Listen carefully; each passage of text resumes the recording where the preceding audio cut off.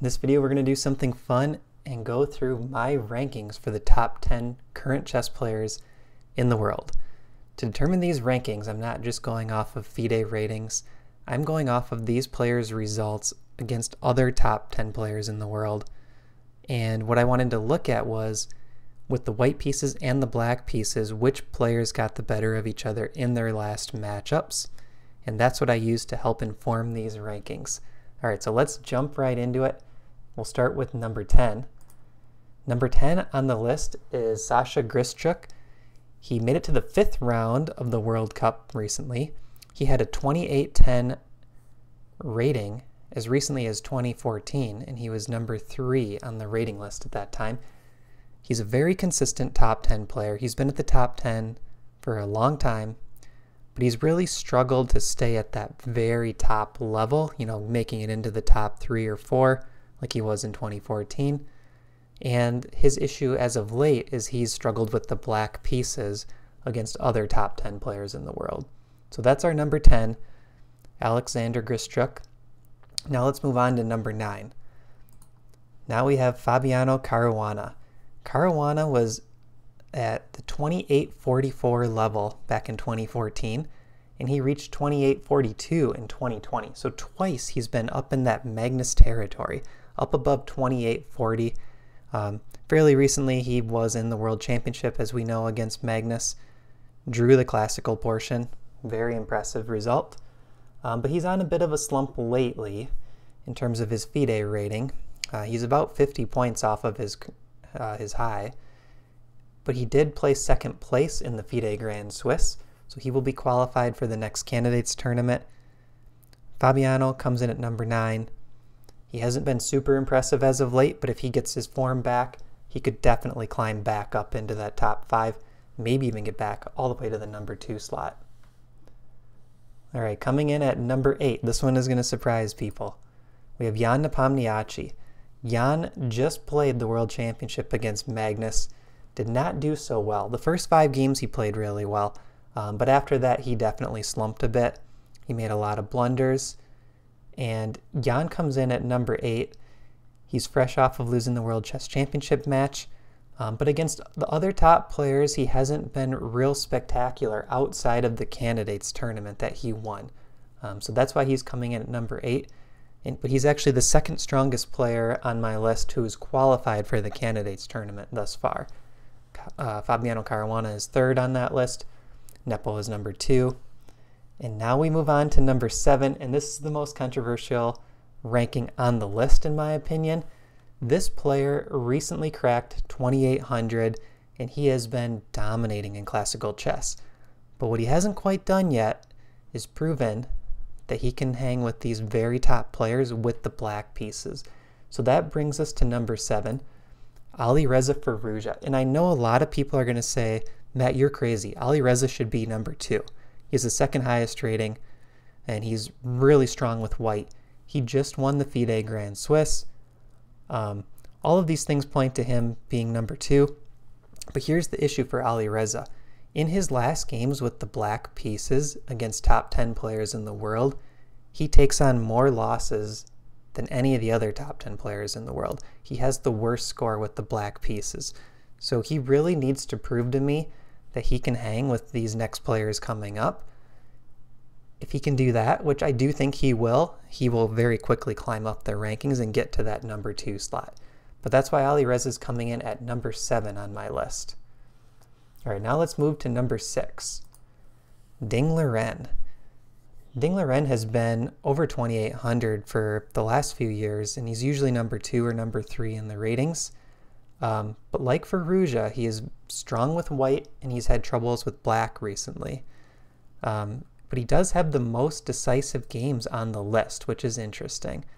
So he's not agreeing to a lot of quick draws, and I think that bodes well for a tournament like the candidates. If he can qualify for the candidates, maybe he could get in. Number 6 is a very solid slot, and he does pretty well. He holds his own against the top players in the world. Now let's move to number 5. Mamedyarov. Mamedyarov is very solid with the white pieces, and he scores a lot of wins with the black pieces. That's what really impresses me with Shaq. Scoring wins with the black pieces is very hard to do against other top 10 players in the world. And recently, he won the Bucharest Classic event by a full point. That event was loaded with top players. So Shaq comes in at number 5 on the list, and he's been as high as number 2 in the world as well. A lot of these players have, at one point or another, got all the way up to number 2, but it's really hard to hang up there. And especially if your rating starts to approach Magnus's, players tend to drop back down. So Mamedyarov, number 5 on the list. Moving to number 4, we have Wesley So. He's also been as high as number 2 in the world. He had a peak rating of 28-22, and he recently won the US Championship by a full point, and he's actually the hardest player to beat on the list besides Magnus and MVL. So very tough player to beat. I think he can definitely hang with anyone, and it would be pretty exciting to see a match between Wesley and Magnus if that were to happen. But he's also not qualified for the candidates tournament. So we have all these players now since ranking number 6 that are not in the candidates tournament yet, but there are 2 slots remaining. Liren, Mamedyarov, Wesley So, all are not in the candidates. Let's move on to number 3. Levon Aronian. He had a peak rating of 28-30 back in 2014, and for quite a while he was world number 2, and he held that spot for a long time, and he was quite a bit ahead of number 3 for a long stretch as well. He's a consistently strong player against the very best players in the world, and that's why he comes in at number 3, because particularly against the top players, Levon does very well. Moving to number 2, Maxime vachier-lagrave. This is probably going to be a surprising pick to a lot of people because of his ranking on the ratings list. It's been slipping lately, but he's done well against the top players, and just like Wesley So and Magnus, he is very hard to beat, and he still notches wins, and he can do well with both colors. So MVL comes in at number 2. I would actually be very excited to also see an MVL versus Magnus match. A well-prepared MVL, a well-prepared Aronian, or a well-prepared Wesley So would all be very exciting matchups. But MVL, I think, is number 2 in the world currently, even though his rating has slipped a little bit. Unless these other players can start to outperform him amongst the top 10, I still have MVL placed at number 2. Number 1, everyone knows the answer to this, Magnus Carlsen. He's been the world champion since 2013. He's been the world number 1 since around 2011. He first reached world number 1 in 2010, I believe, and he had a peak rating of 28-82 back in 2014. So Magnus Carlsen just dominates. He also dominates the stats, as you would probably imagine, against other top 10 players in the world. He's clearly number 1, and there's a big gap between him and MVL, who comes in at number 2. All right, so that's my current top 10 players in the world based on how I think they do against other top 10 caliber players in the world. So this is a little bit different than just looking at a FIDE rating, which brings in their results against players below 2750. Most of these players are all 2760 or higher FIDE rating.